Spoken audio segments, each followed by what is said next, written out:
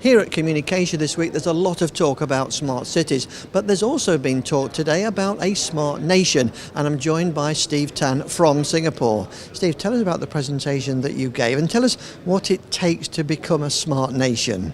Yes, thank you, Brian. Well, essentially, I was talking about what it takes to be a smart nation, and when we talk about a smart nation, in essence, it's trying to harness technology to be able to better the lives of its citizenry in various aspects of day-to-day living, and of course, with technology, then lots of things could be done cheaper and more efficiently.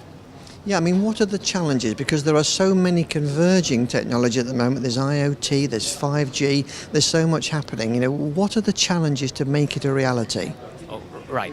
Well, in a smart nation, we've got this pervading concept of the Internet of Things ecosystem, right? In this ecosystem, there are multiple stakeholders at play because different stakeholders for different devices. And often one key challenge is dealing with the security of data.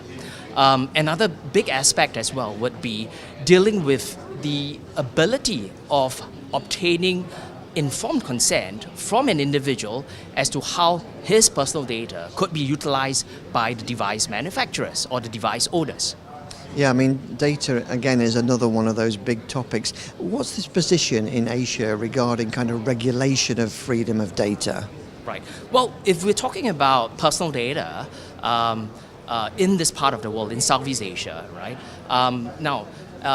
Because at the end of 2015, the ASEAN Economic Community was formed. One of the commitments under the AEC blueprint was we've got to have good cyber security law, e-commerce law, as well as data protection, right? So Singapore, Malaysia, as well as the Philippines have enacted data protection law. The other 7 ASEAN countries have yet to do so, but they will probably be doing so in the next couple of years. So that's a really good sign, isn't it, for the future? It is indeed. It is indeed. The only problem is I foresee that unlike the uniformity that we see in the European Union, where you've got the EU directive and now the new General Data Protection Regulation, what we have in Southeast Asia, in ASEAN, would be actually quite disparate, very independent data protection law. So it's going to be a challenge to also grapple with interpretation of each country's data protection law.